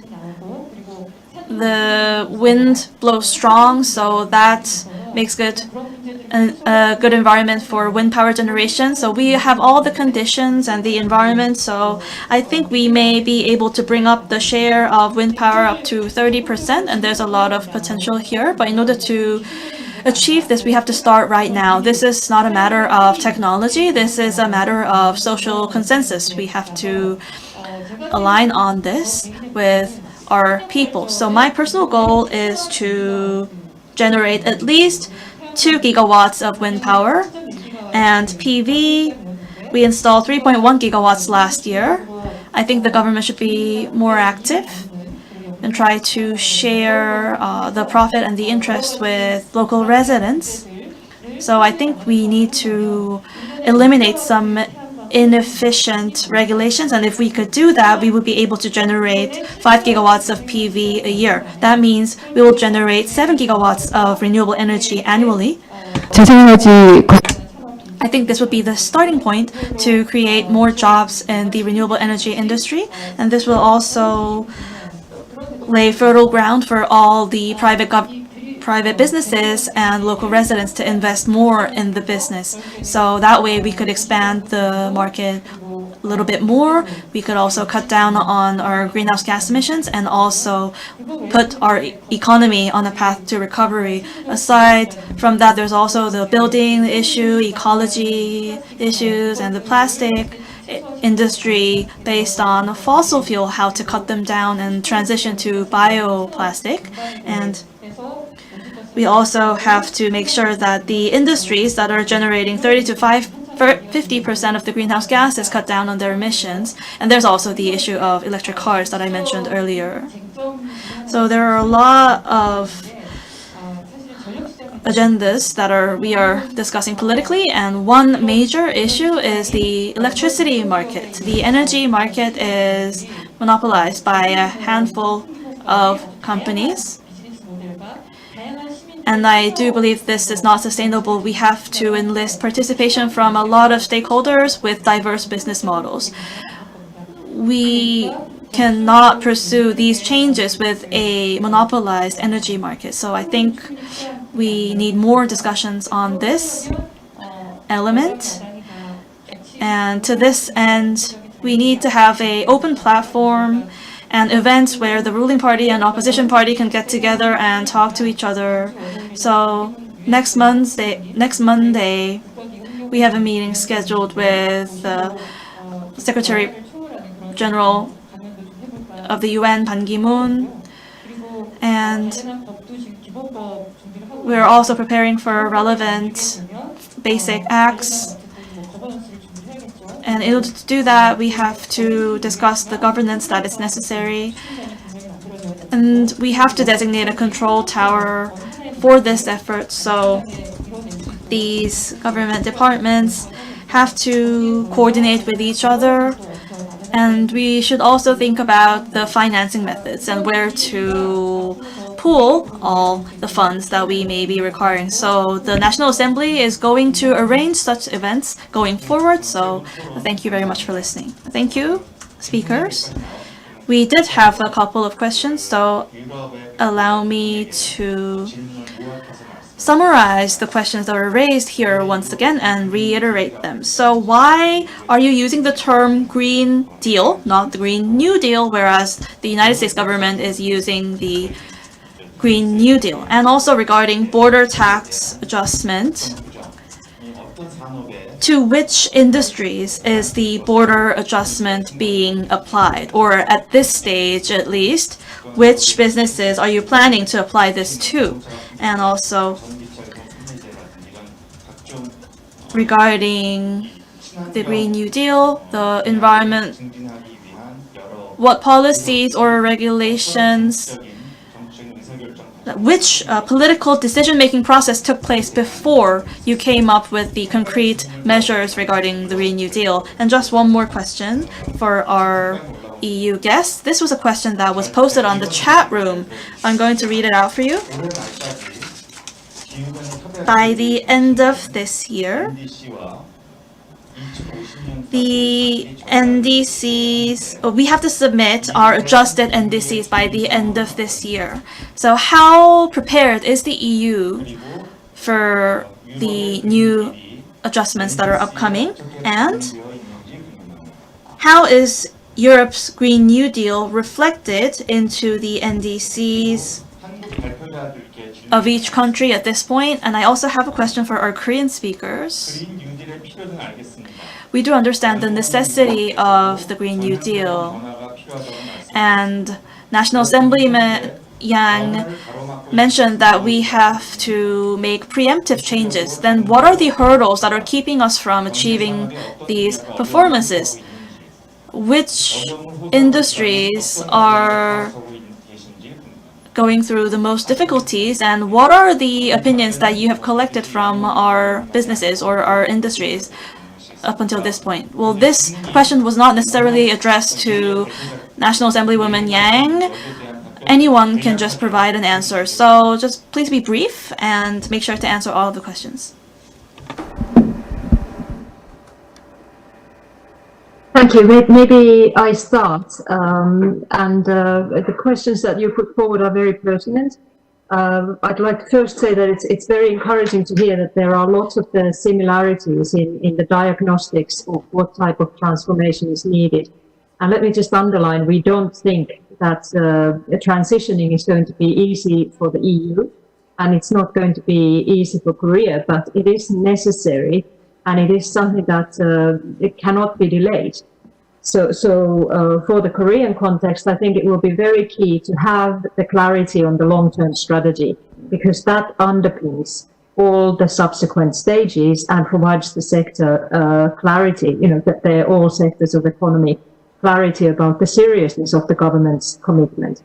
For the adjustment sectors, we're currently carrying out a comprehensive impact assessment. Of course, the border adjustment, should we apply a carbon tax, there's always going to be very important compatibility issues with the WTO. Whatever we design will have to be technically feasible and fully compatible with WTO rules and non-discriminatory. There is no decision on the sectors, but it is indeed typical that we would be piloting some key sectors on the outset. We will come forward with our initial proposal, the Commission's proposal, during 2021. But like I said before, our first and foremost priority at this current stage is to encourage and prompt action that would be comparable without action. And that means not just speaking in headlines, but actually putting in place the necessary policies and measures that are robust enough to provide the incentive structure that also the honourable parliamentarian was referring to. Why do we not call the Green Deal new? EU has been pursuing ambitious climate and energy policies and green transition action for a long time. The Green Deal gives a new identity for the action, but the green agenda is not new to the EU per se. We are the longest standing proponents of green sustainable action and universal multilateral efforts. So we didn't see this as something that comes as a new agenda for us, but we just wanted to formulate it and give it a new identity by packaging it in the Green Deal. As what comes to the process in the lead up to the Green Deal announcements, you may be aware that the EU Parliament had large elections in the spring of 2019, and the Green parties and the Green agendas got exceptionally strong support from the European public. Since the IPCC, Intergovernmental Panel for Climate Change, put forward its report, very alarming report in 2018, the consciousness of the European citizen about the severity of climate problem has manifested in a demand for governments to do more.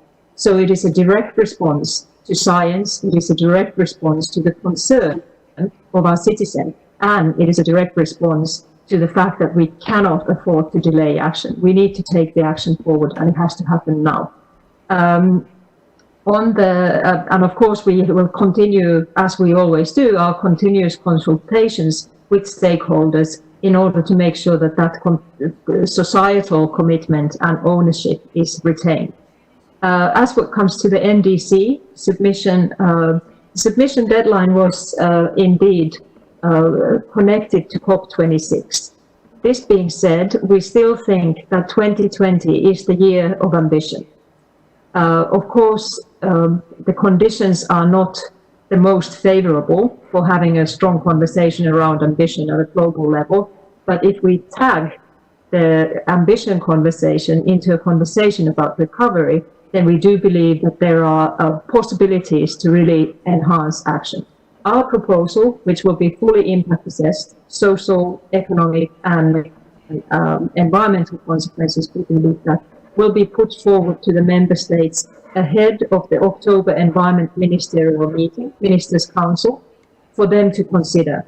And after that, of course, we will have to consult the co-legislators, notably the European Parliament, in order to reach consensus around the increasing EU target.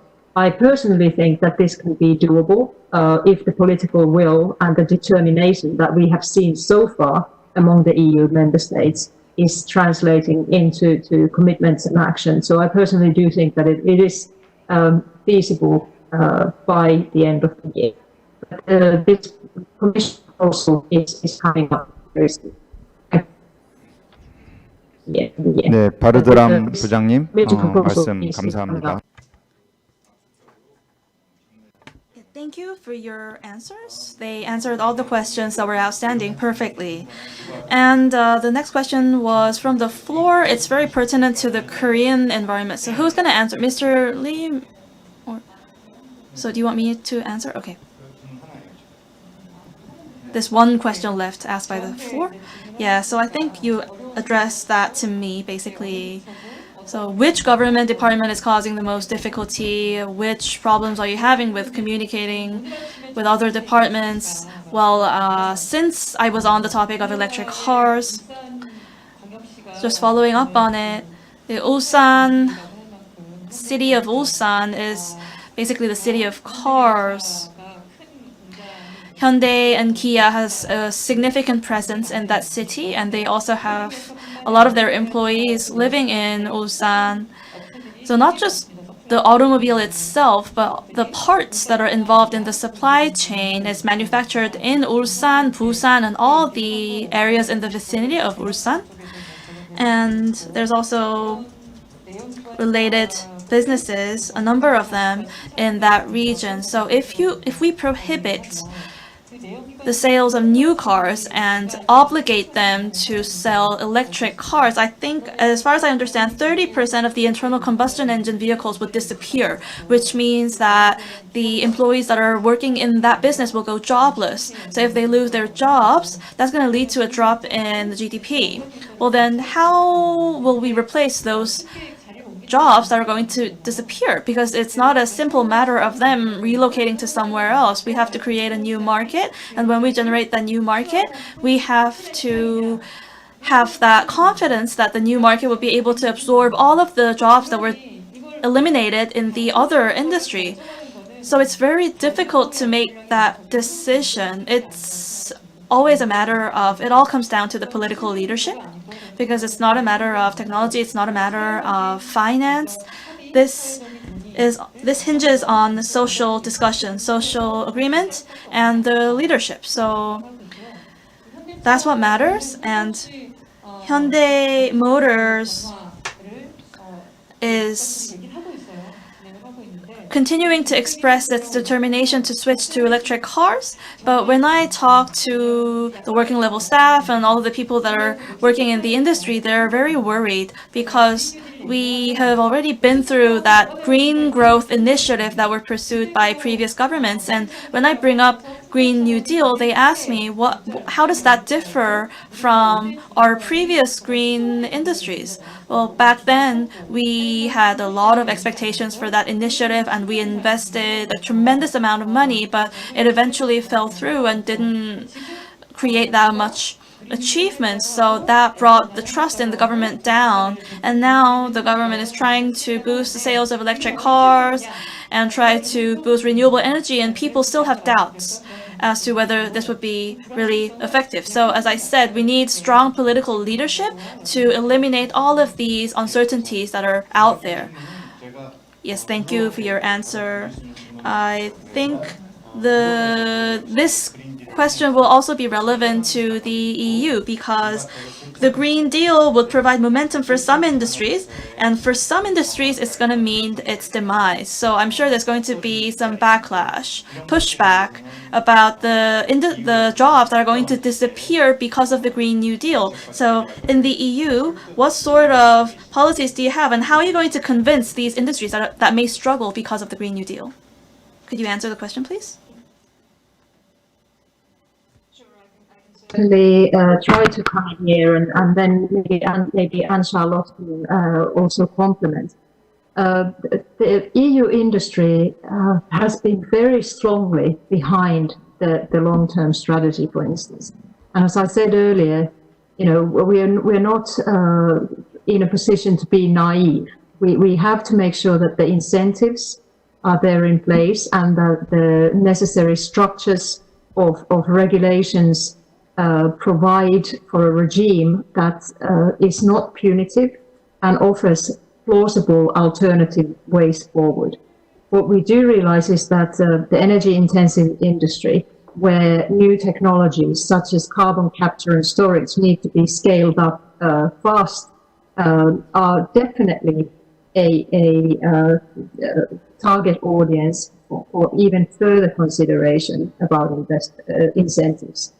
Notably, we have started looking at, okay, how could we start rewarding removals so that you could get credits also for the removals, how you've lately lowered the kind of emissions overall.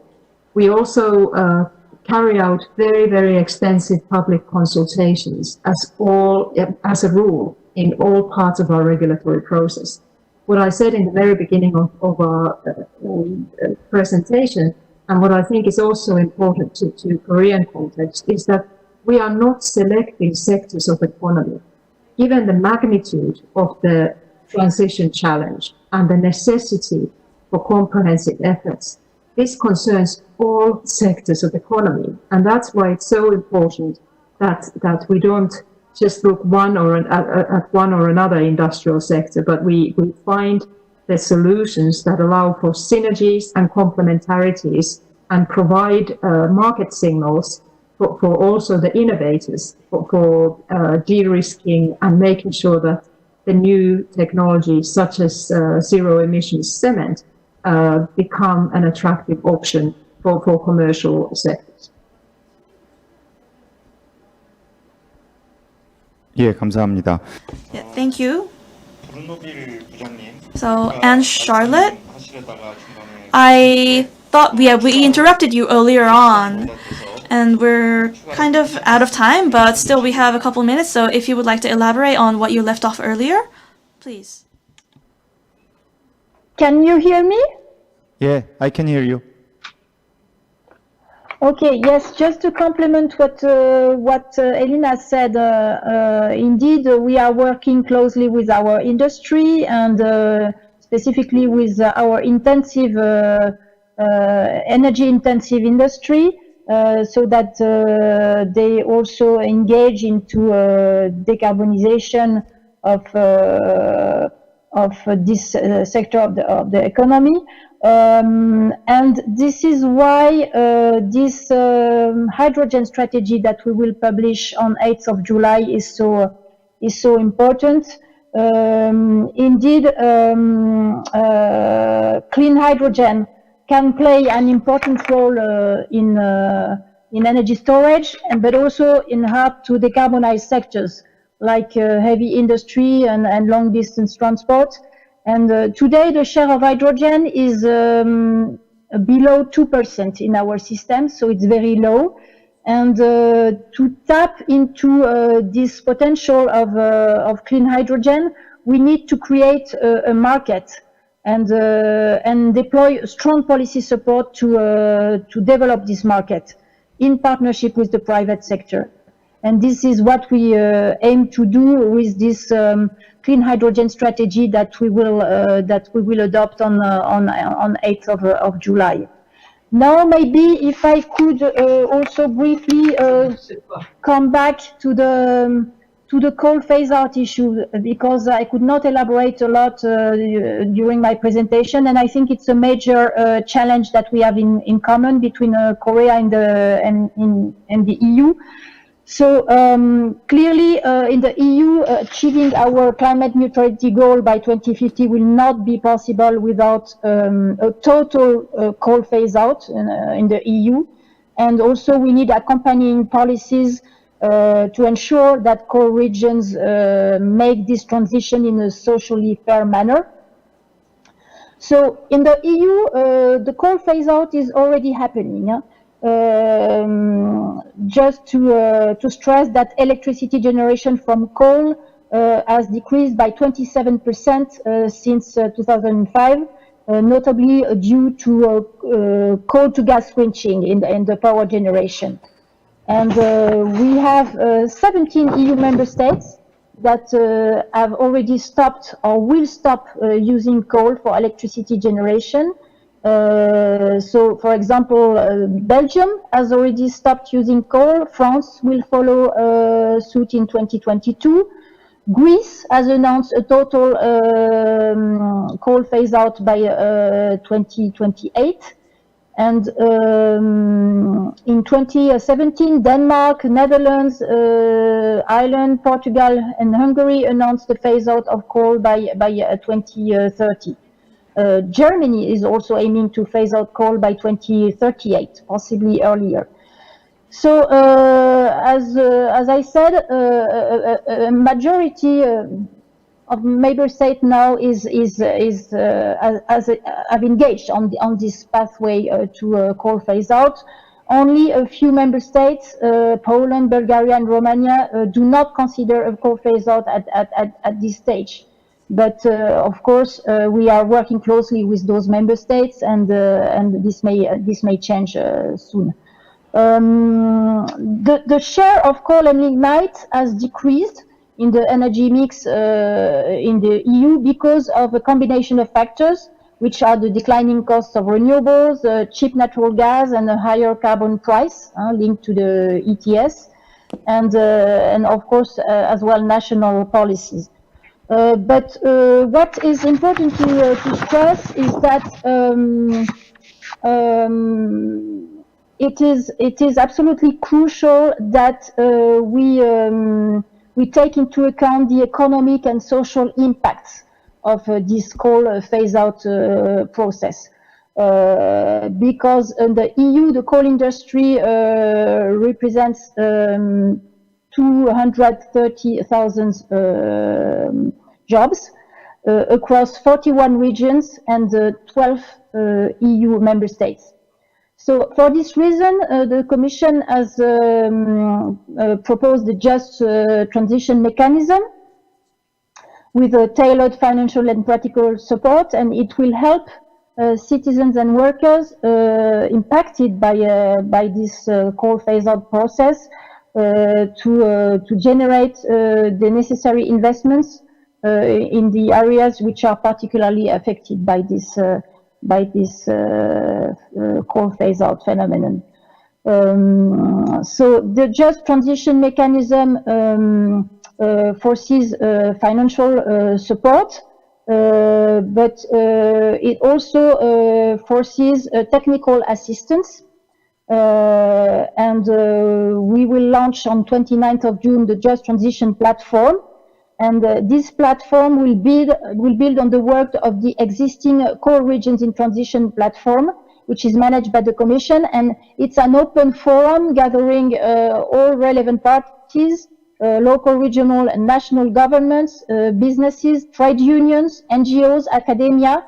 And the aim of this platform is to promote knowledge sharing and exchange of experience between EU core regions with targeted technical assistance. So this is a mechanism that we have put in place to help those core regions in the EU to make this clean energy transition and progressively phase out coal. So I think it's important to say that we are keen to share this experience with Korea. So we are running a little late, but I would like to give Professor Yoon 1 minute to just elaborate on her comments after listening to all the presentations. So do you have anything to say, Professor Yoon? You, me? Yeah.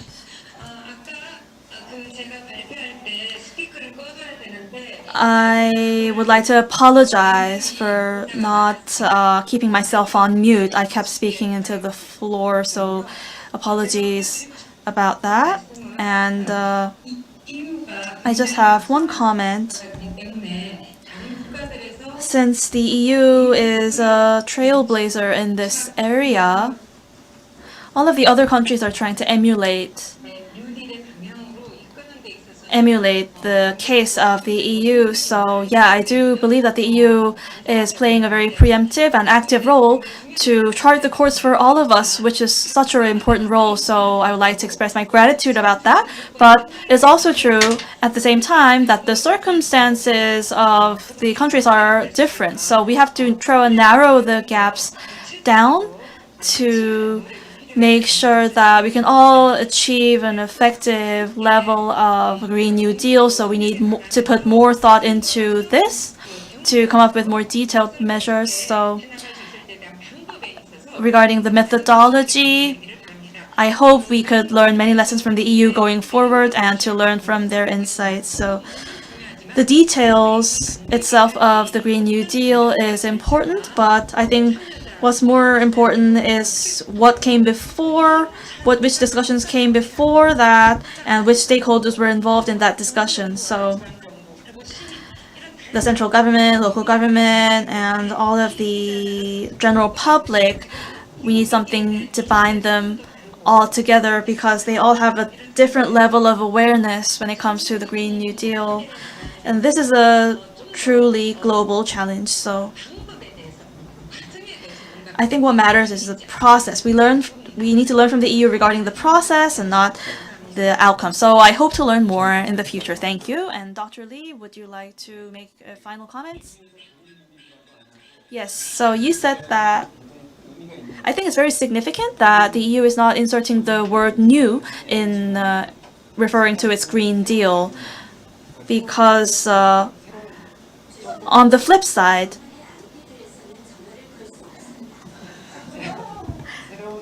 this discussion is, as a matter of fact, new in Korea. That's why we are referring this to as the New Deal.